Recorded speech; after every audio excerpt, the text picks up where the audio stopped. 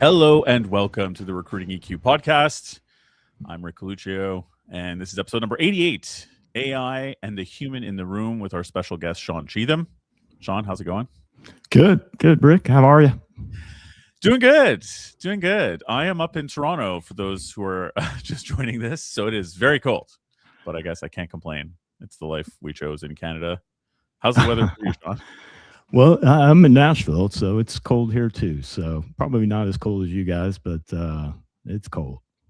Florida got hit real bad a couple days ago with this. Yeah, right? My home state. Yeah, it got killed. Yeah, definitely. So I'm excited for a little warmer weather, which hopefully will be around the corner. So yeah, hopefully. Fingers are crossed. For now, yeah. Stay warm, everyone. Yeah. Very excited to have you here today, Shaun, for a number of reasons. There's a ton of stuff that we could talk about, but before we get into it too far, it'd be great if you could just give everyone who's listening a brief introduction about who you are and what you're up to. Yeah, for sure. Yeah, I've been in the staffing industry now for 30 plus years. Currently work for Hays, which is a global organization based out of the UK. And I'm help run their technology organization from a staffing perspective. So, I've really specialized in tech my whole career, with the exception of maybe a couple of early years. Spent a lot of time client facing, talking to clients about what's happening in the world, specifically around some of the challenges, the pace that everything's moving right now, and trying to solve solutions and solve problems for people. And that's a whole sidebar even that we could perhaps touch on a little bit without. I'd love to get into the actual topic of AI and the human in the room because I find it fascinating. But tech recruitment has changed a lot over the years. And I'm not even in it, but just from talking to people.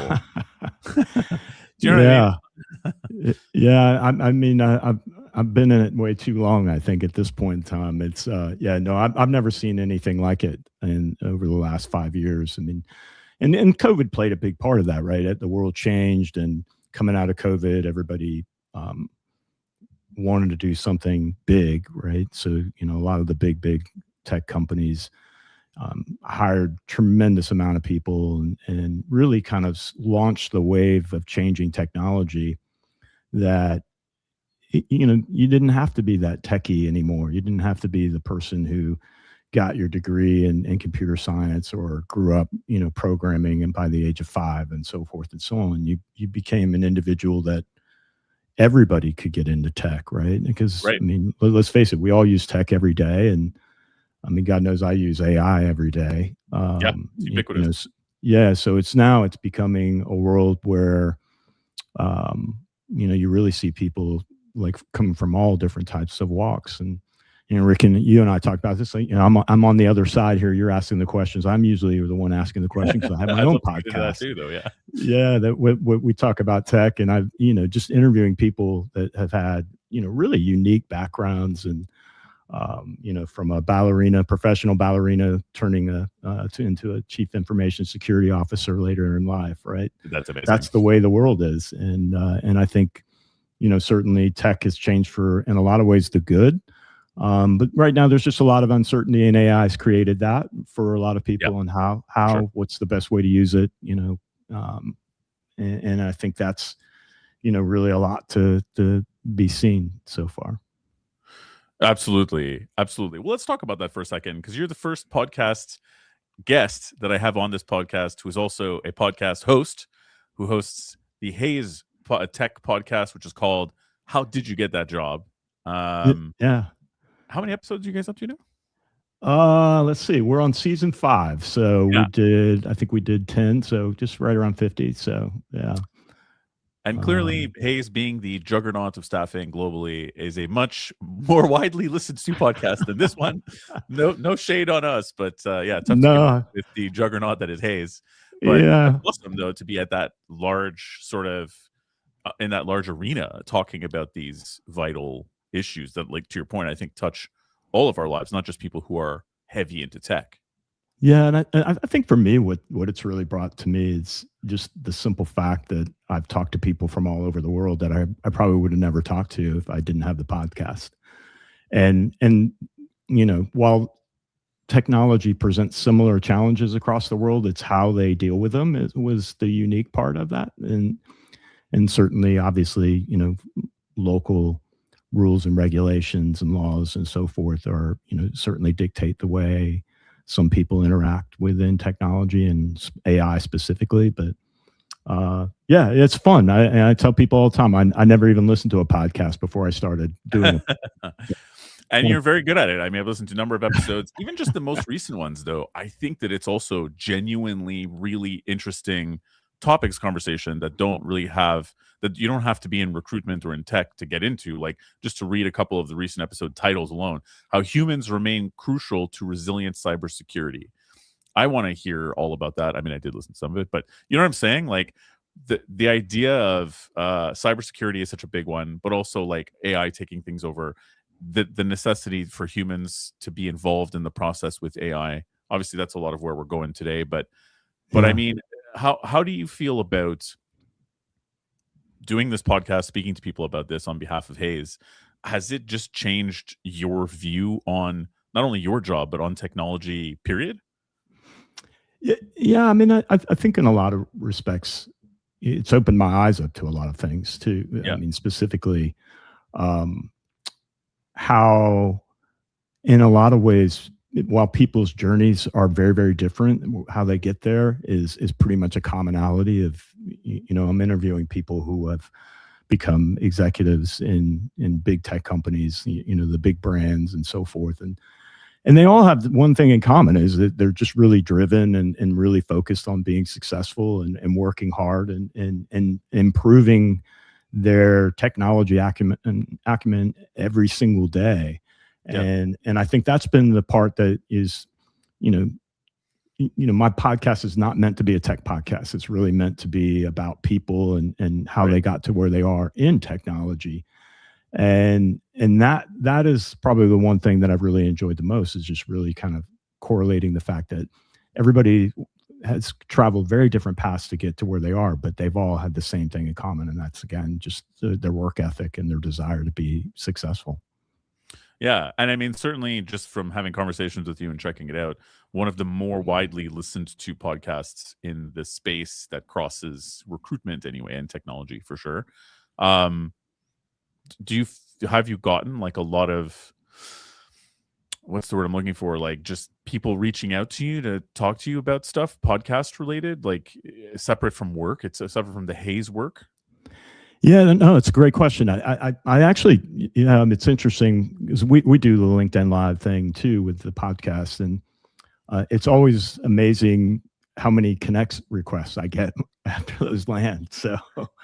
Um, so yeah, I mean, I get quite a few people. I mean, you definitely get people with have varying opinions, whether it's pro what we were talking about or not. So I think that's just a part about being, putting something out there in the world and asking for feedback from people. But I think the fascinating thing is that I get reach outs, but I see the reach outs that go to the people that I interview Yeah. and how generous they are with their time to go in and answer and give feedback and so forth. So to me, that's kind of like the part that's really unique is you're connecting people with individuals who've been successful, have a lot of experience in it, and they're sharing their advice on how to get there as well. It's this interesting thing that I find recruiting has brought to me as someone. I got into recruiting in my 30s only, right? So I've been in it for going on 15 years, but I got into it pretty late. And what I didn't realize is that it is an interesting way to just get into have conversations with people who are successful people and add the layer of the podcast to it like you're doing, especially at that larger level where you guys, I assume, and forgive me if I'm wrong, but you guys have tens of thousands of listeners per episode, if I recall, Oh yeah, yeah, yeah. which is way up there, right? Like on a per episode basis. So you have these great guests, but I mean, I think it's valuable conversation with people where if you called them as a sales rep from a recruiting company, they probably there's a layer there where people are a bit more guarded to just sort of have these deeper conversations with you. But if it's to interview them on a podcast and go at this forum, I feel like you can get into much more substantial, meaningful conversations about like what are we all doing here with technology? Where is this all going? How is this changing our day to day lives? And have you found that those conversations can get more deeply personal or just existential than they would if you were talking to them as a Hayes or as someone who is just a Hayes rep, let's say?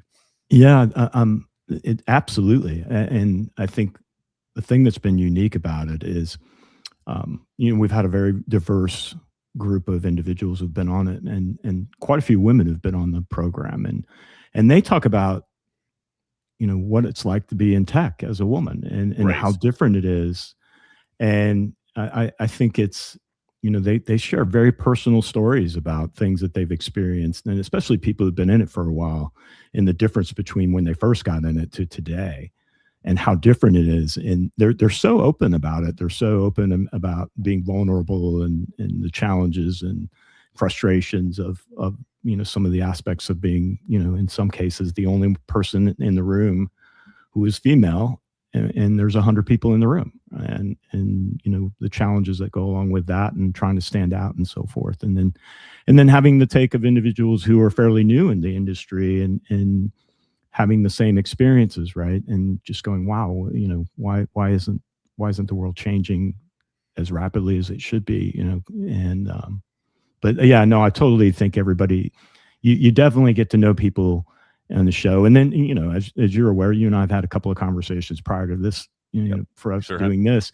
You get to know people on a different level, because you are like, exploring and talking about them, and really understanding what's important, and how that all works. Well, yeah, absolutely. I was a bit disappointed that you went that you went where you went with that conversation of saying to hear that some of the same challenges are still existing today. It's like, I was hoping that the women were going to be like, and it's all fixed. Life is so much better. Yeah, yeah. I mean, some of them. I mean, certainly the ones who've been in it a while say they'll tell you that it's definitely gotten tremendously better. But from interviewing you know, a young lady that was in her late 20s, and she was already a C-level executive within an organization, Oh and wow. trying to get credibility as being not only a woman, but also a very young woman, but just incredibly bright and incredibly sharp, and worked really hard to get to where she is. And, walking into a room, and people asking her, okay, when's your boss getting here? You must be the assistant, right? So, Oh yeah. And then being like, yeah, and then having to eat yeah, humble pie and be like, oh shit. exactly. Yeah. Um, yeah, I mean that's all super fascinating, and all the changes as well, for better and worse. The rate of change, as someone who's more of an observer. Like, I used to sell tech for a big VAR years and years ago. That was like over 20 years ago. So I've been out of the game really, aside from just speaking to people who are really in it. But so I'm absolutely no expert. So I'm literally asking you this question because of curiosity. But the rate of change around tech and the tech space, particularly since COVID, to me seems absurd, to the point where, like, how do you even follow what's going on? Yeah, I mean, no, and you're absolutely right. I mean, I've never seen anything like it. And again, having done this 30 years and been a part of tech for that long. Um, yeah, COVID really changed the world. I mean, it definitely, people became much more mindful about being innovative. You go from everybody working in an office, and then the very next day, everybody's remote, and the things that you have to do to change, and the technology that you need. And talking to a lot of clients and companies, about what happened during that time, was really the need to innovate. And when there's a need for innovation, then people really lean in technology, and you can see it. I mean, and now with people have been talking about AI for 20 years. I mean, it's Well, not a sure, yeah, new thing. absolutely. But nothing ever came about it. I mean, I've been listening to people talk about AI for years and years and years. And until recently, it's just now a thing, right? Like, where it's like every company has got or is working on some type of strategy and plan. And who knows where that's going to take the technology world, right? I mean, we're just like literally scratching the surface of where we are. And, we think, I look back and go, wow, technology is changing so rapidly right now. Well, what's going to happen once everybody really starts implementing, AI and all the things that it can do for us? And what does that look like in the world of work? Which I think is really a fascinating thing to think about is, how will this benefit some and in some cases potentially hurt others? So. Absolutely. And I mean, this touches on, so for current in our podcast format, I often ask people directly, how has your market changed? Whatever. We've just sort of organically launched into it because it is tech after all. But one of the questions I like to ask people who are in recruitment in particular that aren't necessarily in tech, but in any vertical of recruitment is also like, how has the day-to-day changed? And by that, I mean, what are the things that currently you yourself or the company or Hayes as a company think are a job that a human being should do, right? Like the things that need to get done. Some of them are, this is a job. We need to hire a human to do this job.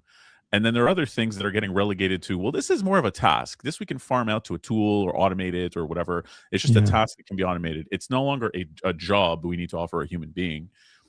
How have you seen that evolve, and what is your take on that whole? Yeah, I mean, I think it's a lot has to do with the human interaction, right? And then the non-human interaction. And if you think about what can AI help us with, it's the day-to-day tedious task that we spend over and over and over again doing. Very repetitive, very not consequential from a relationship standpoint, but consequential from if you don't do them and you don't have track of it, things fall through the cracks.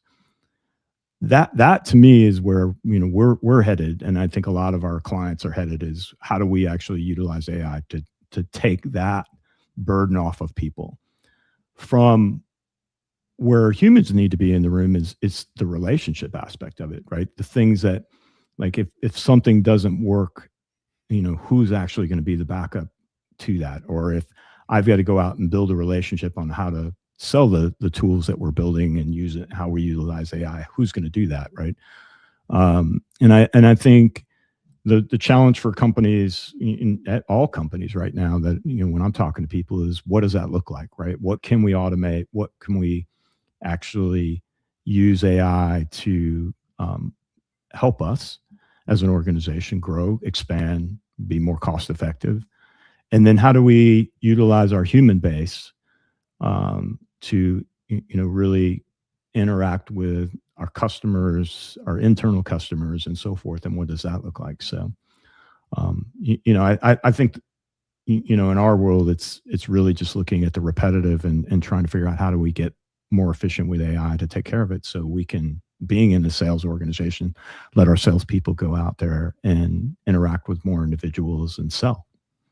Yep, that's definitely interesting, but it's a pivot toward human to human jobs, like jobs where you're dealing with people in the job market that may go up because the company's more efficient and thus it needs more of that.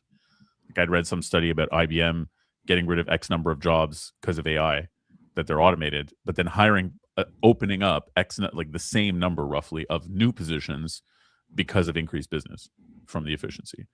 So, but they're different jobs, right? They're not coder jobs, Yeah. especially collar coder jobs. Those are actually done, and these are ones that have more to do with humans, people skills. How is that evolving from your perspective and what you've been speaking to with people about this? No, I mean, I think that everything that I've read, everything that I've heard when talking to people is that, yes, jobs are going to change. I mean, there's no question. I think that's going to happen, but there's going to be so much that comes out of it. I have people ask me all the time, is how do I stand out in the world where, AI is, everybody's using some type of AI filter, for job, for candidate intake, right? Right. And how do I stand out? And the answer is really, you have to be more diligent about, like, how are you going to stand out in the crowd? How are you going to get in front of people? And when I mean diligent, is you got to spend more time on your resume. You got to make sure that you've got all the buzzwords in your resume. Are you using AI to help you do that, right? And And then it really just comes down to the human interaction is how much are you interacting with people in that organization to try and stand out, right? As opposed to just send and pray, right? Yeah. It's you really have to, be more aggressive about your job search and your network search, right? You have to use your network more in the world today to try and stand out. And I think that's becoming more and more problematic, especially for kids coming out of college. Right. Because you see specifically in tech, where it's hurt the people the most, where AI is certainly is companies are now not utilizing people coming out of school, junior talent, new learners to fill those positions. They're using AI to do those things. And so you see like people coming out in specifically in tech struggling to find opportunities. And I get the question from them is how do I stand out? And you got to get your internships in. You've got to make yourself out there so you can create a network and build a network. But yeah, it's a real challenge, and I think it poses some interesting issues for clients down the road because they're not creating a funnel of talent. Yeah, for sure. But certainly for now, for people coming out of school, they've got to find a way to create a network and work a network to help them, really stand out in a world that is shrinking. Yeah, almost work on their personal brand from a career perspective in the same way as they might really work their Instagram profile for their friends and so on.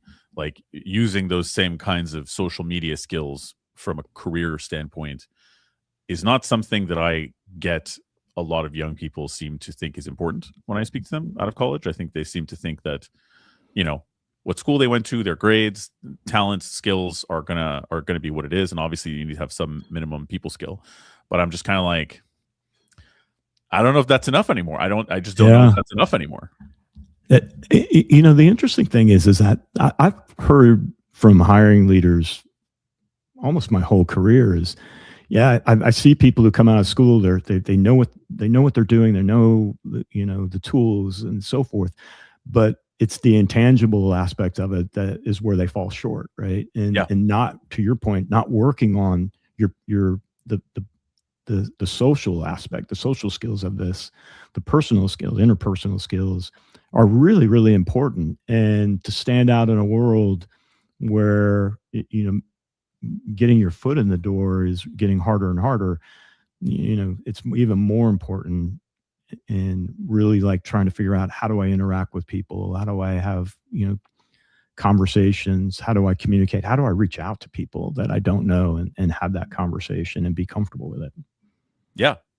And we're talking about similarly, almost two generations, I want to say, who very popularly say that they cannot stand to make a phone call at all, that talking on the phone is super stressful and for someone else and not for themselves. They'd rather do text and email. And so we've evolved as a culture to where younger people are just kind of like, why in God's name would I speak to someone on the phone? Like, what is this?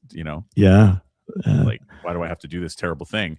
To being like, hey, by the way, you need to get really comfortable with that. And not only that, you have to talk to strangers. You have to, like, it's just flipped so quickly on these poor kids culturally that they're going to have to sort of do all the things that they don't want to do and are scared of doing anyway in order to stand out immediately. Yeah, no, and having raised a daughter of that generation, and remembering, okay, call and set your own dentist appointment or call and set your own hair appointment. But what do you mean I got to call? Yeah, just pick up the phone and call. It's not that. But you to your point, I mean, they've been given tools of technology that have made their life significantly easier from how they interact, but also maybe not as comfortable in situations where they're not doing on a day.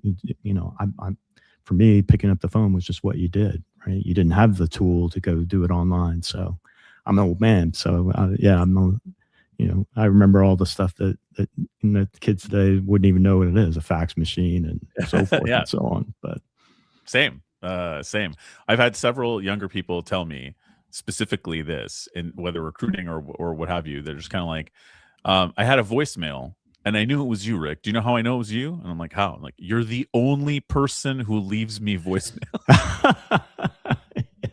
I don't even need to check my missed calls. Oh, wow. Okay. I Yeah. was like, okay, all right, old hashtag old for me. But Yeah. also, Yeah. That's you know, interesting. I've never thought of that before, but yeah, that makes sense because they just text, right? Yeah. yeah, Well, you that's what miss a happens. call, Yeah. you know. Um, okay, so that, I mean, I do find that really fascinating because I also think that there's probably a disparity in terms of the courses that people take and people who are still about to graduate in things in jobs that are tech related that they thought 3 years ago, 2 years ago were going to be a great idea, or maybe 3, 4 years ago.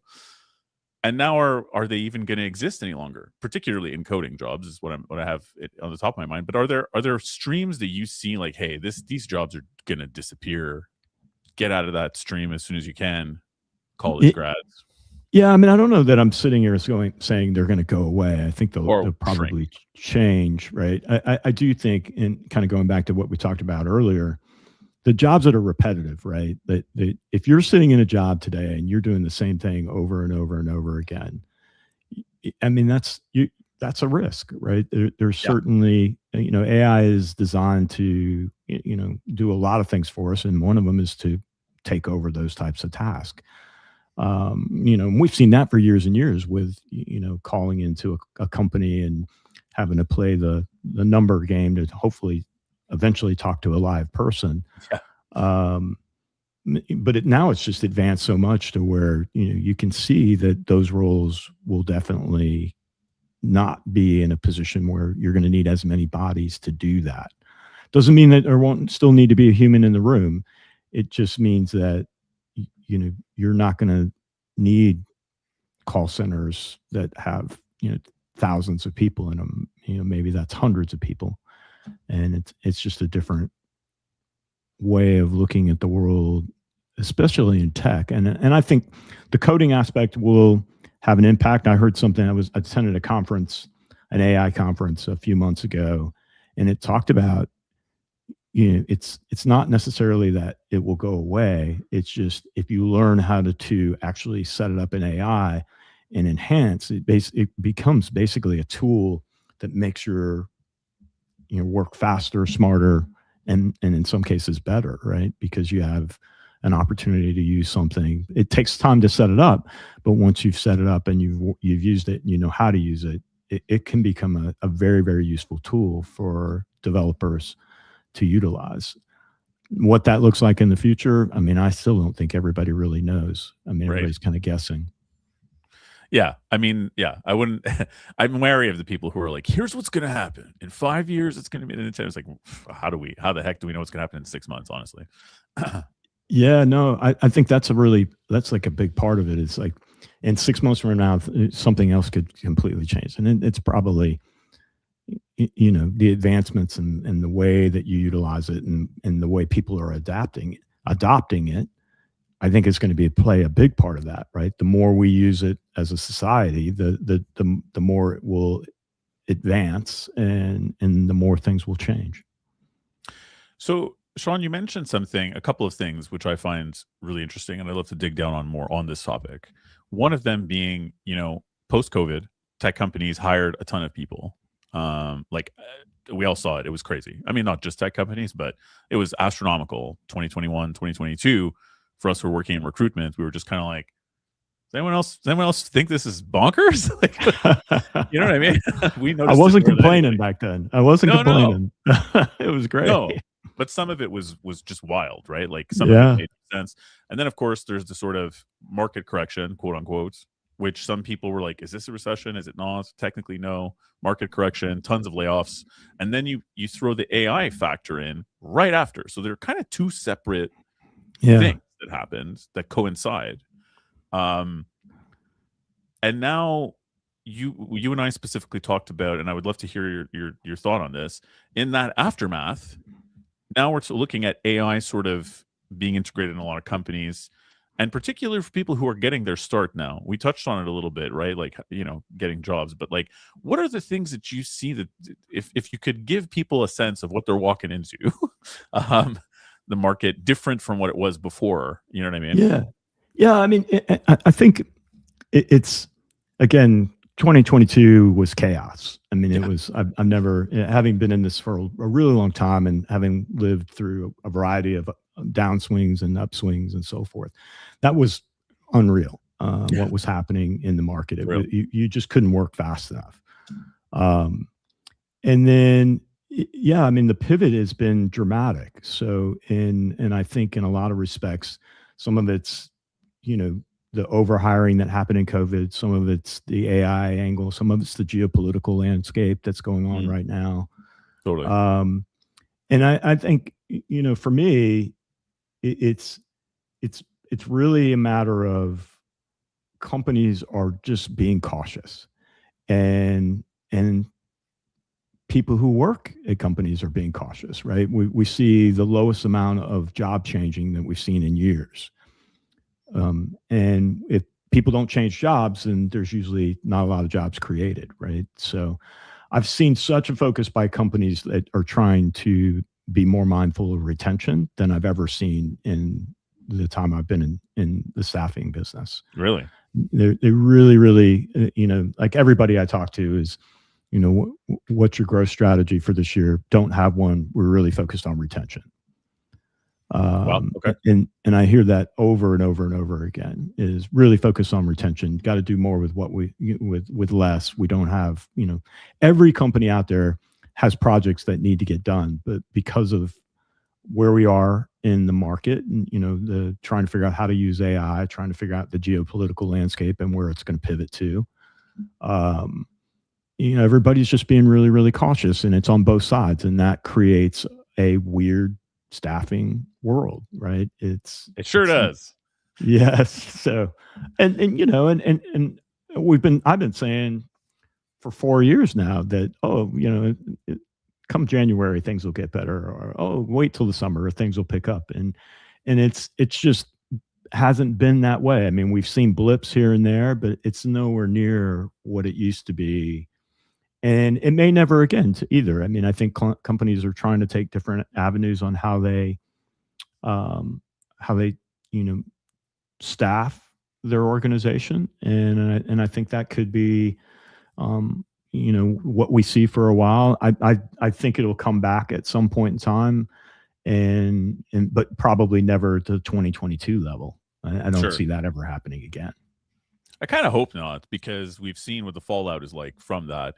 And I feel like in recruitment, as someone who recruits recruiters, particularly like myself, we saw people get straight out of school, just part-time job during school, no experience in anything really full-time, get 5 offers while we're trying to get them into a staffing agency that's offering them, let's say, 65K base plus a commission, which is more than what they were offering prior for a brand new grad. But then they're getting 80 and 85 and 90K offers to be a senior talent acquisition specialist for an insurance company or whatever. And it's like, but you're not going to be able to meet your metrics. And they didn't. And then they got let go after 6, 12 Yeah. months. So now they've had a taste of a high salary. They've been thrust into a job they weren't prepared for because they needed to fill that seat, and Lord knows why that people need, you know what I mean? But now their career's sort of messed up. Or like all the people who left agency staffing to go work for Meta or Amazon or Google, and then there's a huge cull, and now they're trying to come back to staffing agencies, and we're like, when you go internal, it makes it you're less, you know, it's that you've defected to the dark side or whatever. Yeah. So it's like harder to get back in. So like these big booms have a large impact, I think, on a lot of people's lives and careers, really. Yeah. No, I think it's a great point. I mean, you know, it was in a lot of ways, it just reset basically the market.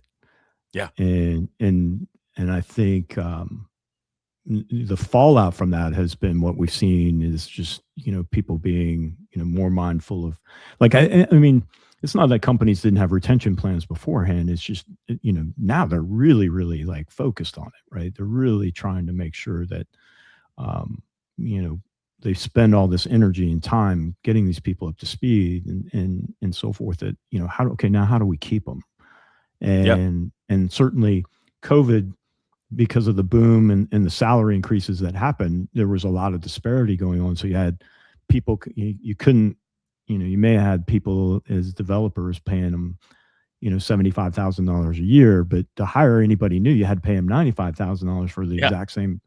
And so then you created animosity within your own organization because people are going, well, wait a minute, that person came in at a much higher salary than what I'm paying. Why don't I totally. just go look and get a pay raise, right? And that doesn't that's certainly leveled off now, but the aftermath of that is created, challenges, I think, for a lot of companies and trying to figure out how do you grow that mid and senior talent and not go broke doing it, right? Um, Yeah, and I also hear from a number of people in tech, even just friends of mine and or people that I speak to peripherally, even though it's not my my main job to recruit tech people. But when I do speak to them who are in the sort of, let's say, early to middle management, they're finding a lot of difficulty even getting anyone who's willing to match their current salary where they're at, and they're having difficulty finding a ceiling where they can't really move up, and they don't really know how solvent the business that they're in is in let's say a SaaS company or whatever, like small to mid-sized companies.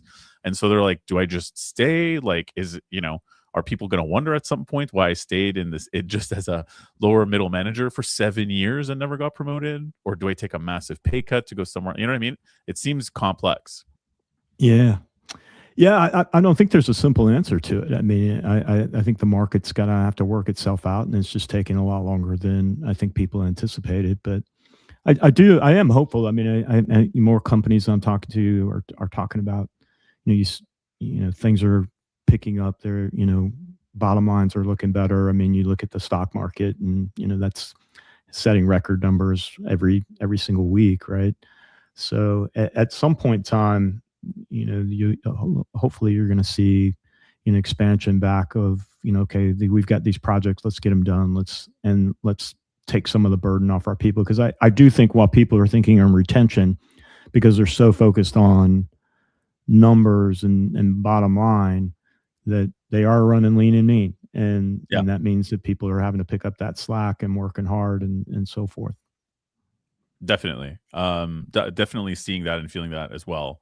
Um, so then let's elaborate a bit more on the human in the room concept for even for people who perhaps are not familiar with what you're talking about when you say that. Yeah, I mean, and this isn't my. I'm stealing this from somebody that I interviewed on my podcast. So, Amazing.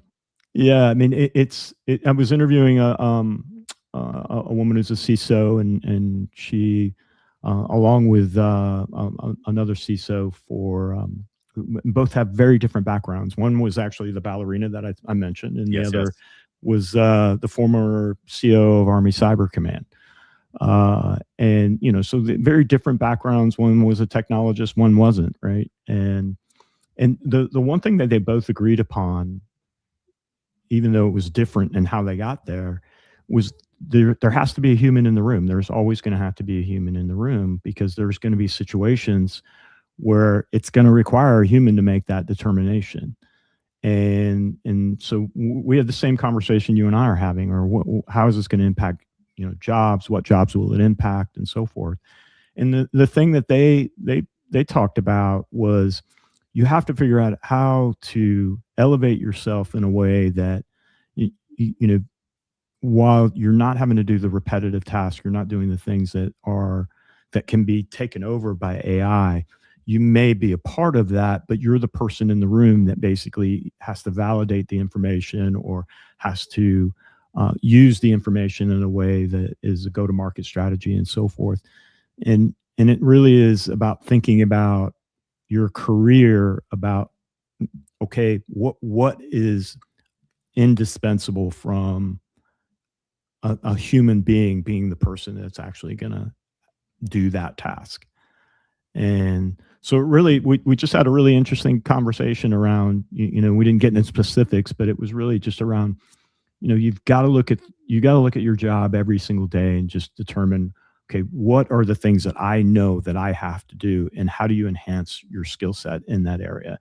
And if you're looking at your job and you're going, everything I do is task oriented and repetitive and so forth, it's like, okay, what can you do to improve yourself from a technology standpoint, or whatever it may be, to make yourself more valuable in doing things other than just that repetitive task, and work your way into different parts of the being the human in the room, right? And being, as the world changes rapidly, we know that there's still going to be people working, but we also know that the way they work will be different. And how do you get out in front of that? And have you taken an AI certification class that you go on and you learn how to use AI? And one of the concepts that I've always had is AI can make me better at my job. So let me find an AI class that helps me understand how to be better at my job. Well, that exists for developers, that exists for architects, that exists for project managers and business analysts, right? There's tools out there that teach people how to be better, how to use AI to be better at their job. Are you doing that now? Have you started that path? And because if you haven't, then you're probably, potentially going to be swallowed up by AI at some point in time if you're sitting at that seat where it's a repetitive task. But if you're out in front of it, how can I use AI to be better at my job? I mean, I think that's really where the human in the room comes in. Yeah, and that's really interesting.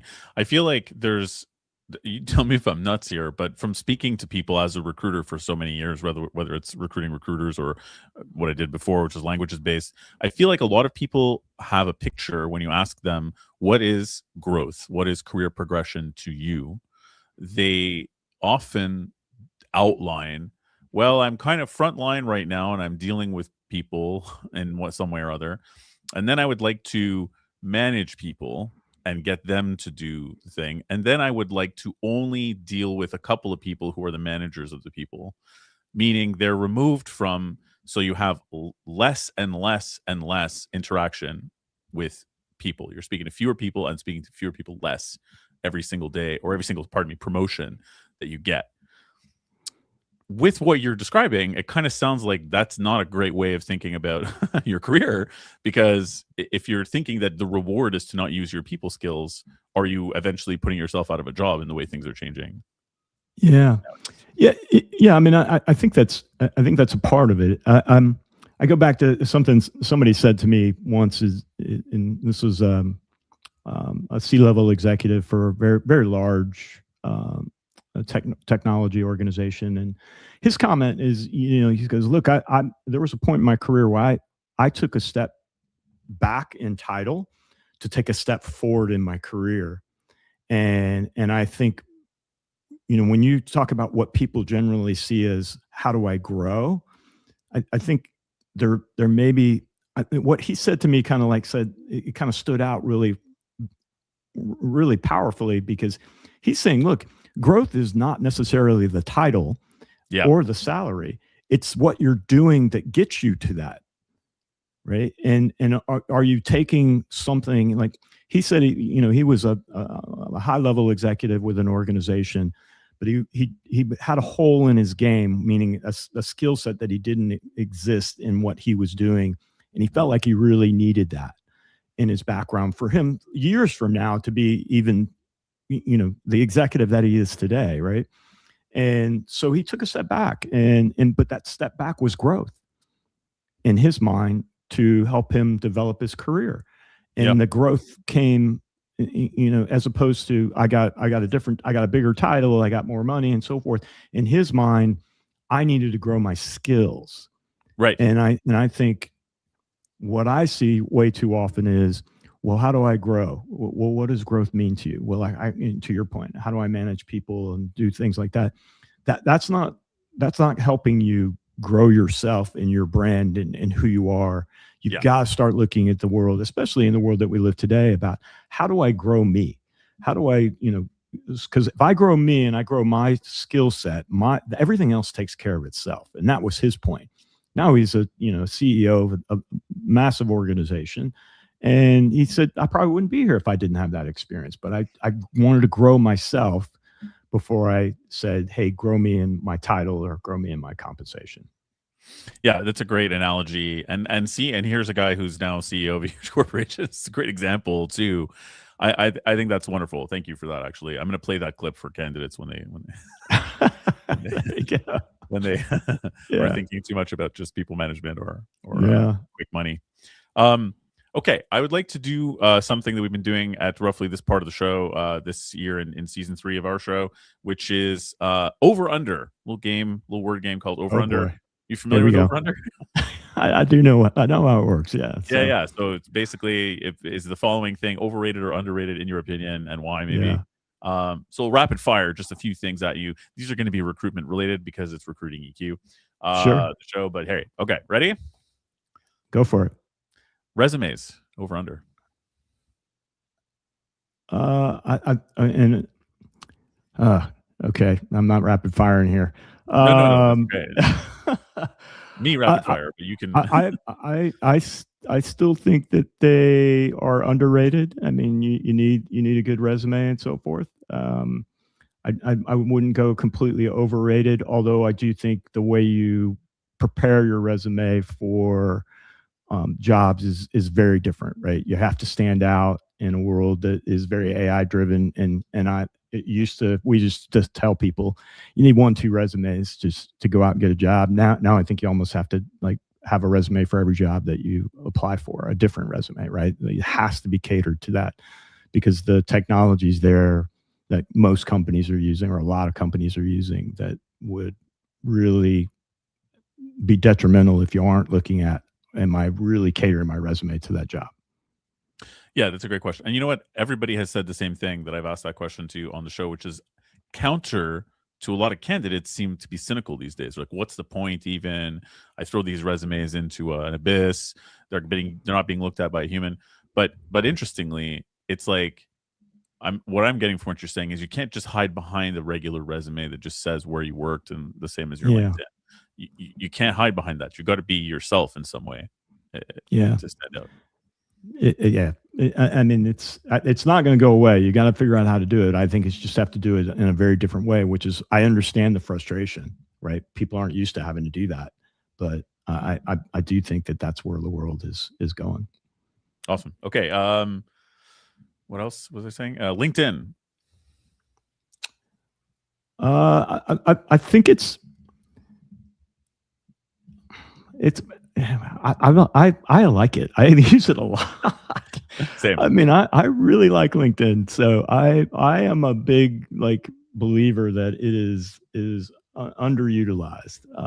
I think, and with some of the things that they're coming out with and some of the insights that they provide, from my side, I think it's great. And I think if you're a candidate, the networking aspect on LinkedIn is amazing. And if you use it as a networking tool to build your pipeline and really engage with your pipeline, when you go to look for a job, that would be the first place that I would go, is work my network on LinkedIn. And so in my mind, I think it's underrated. Totally agree. Cover letters. Yeah, I'm gonna go overrated. I've never been a cover letter guy, and maybe that's just me. I don't know. I mean, some people write them and they like them and so forth. I've never had anybody tell me that, why didn't you give me the cover letter when I'm working with a client. So I mean, I think there's so many things that are more important. Catering your resume to the job, using your network, that are so much more important than a cover letter. Fair. Definitely the way people use cover letters now, I would say, is useless because most of them just like write their resume in paragraph form. Yeah. I mean, again, if you're going to write a cover letter that really addresses the issue, I mean, addresses the job, then yeah. But I mean, then you're talking about, that's a full-time job. Yeah, for sure. It would be reserved, I guess, for if you had some sort of real special like story of why you really want to work for this company, or and I think in those cases, yes. I mean, that is, if this is a place that you really want to work, and do your research and show why you've done your research and what you've researched and so forth, and I think that makes sense. Yeah, definitely. That's a great piece of advice for anyone listening. AI, big one. Over. I mean, it's totally underutilized, underrated right now. I mean, it'll be massively different than what we're doing right now, and I think in a lot of ways, in a lot of good ways, right? I mean, the things I don't like about AI are, you get on social media and you don't know, is that post AI or is that real, right? And Hell I yeah. don't love that part of it. But the way it helps you work, I mean, the way it helps me work, I mean, I don't buy anything now without asking my best friend Chat GPT, you know, for reviews. That's a And good so in my mind, it's got to be underrated because there's just so much more that it can do that we haven't even touched yet. Do you name your chat GPT? Like, do you speak to it like by name, or is it? I haven't done that. No, but I do call him my best friend. So Yeah. I also haven't named it, but I learned this morning, my colleague Jenny, hers is Kevin, and I love that. Let me ask Kevin. That makes me so happy. Yeah, maybe I do need me. I mean, I don't know. Does it get weird when I start talking to Kevin? I mean, yeah, exactly. We need to talk about Kevin. Yeah. Deep cut reference to an old movie, but okay. Counter offers, over under. I think in the world today they're underrated. I mean, I think companies again are focused on retention, and I do think that they still exist. I see them that they still exist, and probably not to the degree that they were maybe 10 years ago. But I mean, I'm still seeing that in the world that does exist. So I would never.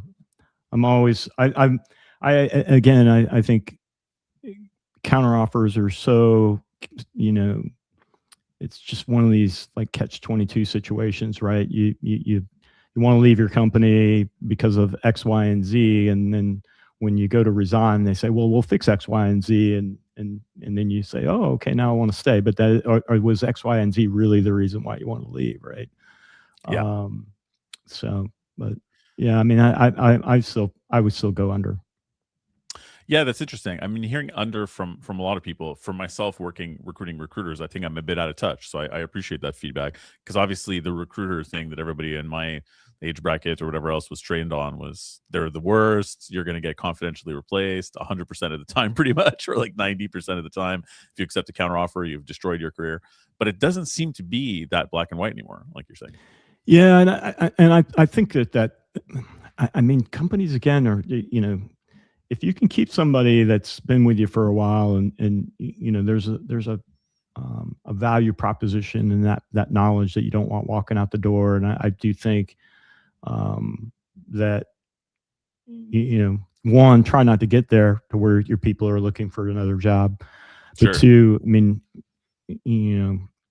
I wouldn't be as a candidate. I would advise against taking a counteroffer because I do think that you do open yourself up to loyalty and so forth and so on. But Yep. in some cases, they can be very valuable and certainly valid to accept. I mean, but just I always caution people: you shouldn't be looking for a job for money and money only, because that's the easiest thing to fix. You should just go have a conversation with somebody. Yeah, that's very good advice. Cold calling, over or underrated? I'm going to say it's totally underrated, and here's the reason why. I say this to people all the time, and your listeners and so forth. How many emails do you get, solicitation emails, on a daily basis? Oh my God, I can't even count them. Right? Well, and here's the thing: I can't count them because I just delete them. Right? I don't ever keep them. I don't read them. If I don't recognize it and so forth, it's deleted. But I listen to every voicemail that I get, but I never get voicemails. I never get people calling me. And maybe that's, I'm in a different generation where in the world today, nobody leaves voicemails, to your point, the younger generation, I do. just text. But I in my mind, pick up the phone and call somebody, and you create it. If your tone and your enthusiasm and so forth, that all comes through in a voicemail. It all comes through in a phone call, and it doesn't in an email or a text and so forth. Yes, people may be more apt to look at their text, but I mean, do I answer the phone every time somebody calls that I don't recognize the number? No, but if they leave me a voicemail, I listen to it. And there's something called brand recognition, and every person in the staffing industry is trying to create brand. Yeah. And Well how said. do you create brand if nobody knows who you are and hears your voice and so forth and so on? I mean, so I'm a huge believer in cold calling, and I see it work. I mean, the people who are most successful in my organization still pick up the phone and talk to people. Yeah, couldn't agree more. I feel like that cold calling has this weird bad rap that it's all like scripted and car salesman. It doesn't have to be like that. You can be Well, it used yourself. to be, yeah, it used It to used to be, be. and you know, and then look, I mean, it's nobody likes it. No, I don't think anybody. I've never met anybody that said, "Oh, I'm so excited to make 100 calls today," right? Oh boy, yeah. But in the end, I mean, it's I'm excited to connect with like people, and you know, the most fun you can have in sales and staffing and so forth is talking to people and having Absolutely. conversations and understanding and you know, email, text, and so forth. Yes, they're convenient, but that's not how you build relationships and get to know people. Yeah, and they're not fun. You're right. They're boring. Emails. Working from home versus working in the office. Over Oh, under. I'm a total office guy. So Yeah. as I sit here and have this conversation from my home, so, um, I'm a hybrid. I don't think we have to have people back 100% in Mm. the world today. And I know a lot of companies are going that route, but They sure are. I do think interaction is really important. You know, you being in sales, me being in sales, I was fortunate enough that I grew up around people that I learned from just by listening to them. Totally. You can't do that from your home, It's a right? very good So, point. and in some jobs, yeah, remote makes total sense, right? You sit there and so forth. The only thing I would go back to is if you're working from home and you don't need to interact with anybody, are you doing repetitive, tedious tasks that could potentially go away, right? I mean, it's so hard, you know, for somebody like me who's I'm an extrovert. I I like being around people. I learn best when I'm around and listening to other people, and I think most people learn that way as well. Um, I get the conveniences of working from home. I get how I mean I can, you know, I go make myself a sandwich and it's lickety split. I'm back and I'm back working. But I I definitely don't ever want to be 100% remote. Yeah, I hear you. Specifically, I think that's good advice for people getting started too, if they want that job security and to be able to hear what other people are saying. Yeah, So I valuable. mean, get into an office and get to know people and start building, you know, your internal brand with your company, right? Forget about your external brand too. You've got to build internal brand. You know, nobody does a job in isolation. You have to work with people, and the better your relationship is with the people that you work with, the better you'll be off to help your career grow. Yep. And you know, one of the things that when you look up what can humans do that AI doesn't, one of them is resilience, right? And I feel like getting past that slight anxiety of being around people all the time. I'm kind of an introvert extrovert, so I get it. I have definitely experienced that. My point is, if you push past that, it is a lot more fun to be around people and talk to people. Yeah, Yeah. yeah, absolutely. Okay, let's do one more. Do we want to do one more? Yeah. I mean, what about working with a recruiter versus trying to go to your job search on your own under Oh, you should. It's definitely underrated. You should always work with a recruiter when you're looking for a job. Yeah. Look, I mean, you know, and you and I've been doing this. I've been doing this a long time. You've been doing this a long time. The advantage of it is if you use recruiters in the way that help you um, network, get out in front of people, and so forth. There's advantages of it. I mean, you know, if you're any good at what you do as a recruiter, you've got relationships with your clients, and you're going to be able to get people in front of them because you have that relationship. Now, on the flip side, I get it as a candidate looking for a job. Sometimes working with a recruiter is not a lot of fun. Don't get calls back. You know, they're you know, why aren't they following up with me with, you know, feedback and so forth? Get it. Hear it from candidates all the time. I hear it from clients all the time. Yep. Um, in the end, not working with a recruiter, you don't get the expertise, you don't get the relationship that's already built with that client, and in some cases it may not matter, because some of our clients you don't get to build relationships with anyway. But I do think that if you utilize their expertise on how to build your resume, how to like really go to market, they have access to so many more things than you would on your own. I mean, if you're looking for a job, you should be at least registered with one or two firms. Yeah. Find one you like, everybody. Maybe you had one you didn't like or who didn't get back to Yeah. you. We're not all the same, I swear. No, we aren't. But I mean, it's like anything. I mean, people hate used car salespeople because they bucket them in this list. But there's some really good used car salespeople out there, right? People who are really helpful and really good. It's the same thing in recruiting. I mean, there are just some people who aren't very good at it and maybe don't love their job and aren't as passionate about it. And it doesn't mean that the whole industry is that way, right? We all need to be better about feedback and follow up and so forth. And I think that's just a human thing. I don't think that's relegated to staffing or sales or anything. I mean, I think people need to have some general thought about being better at that aspect. But look, I mean, there's so many, and I've seen it. I've been fortunate enough. I've changed hundreds and hundreds of people's lives over the years, and that's the great benefit about being in staffing is you can definitely impact the individual very powerfully if you're doing what you should be doing. Yes, fully agree. Very well said.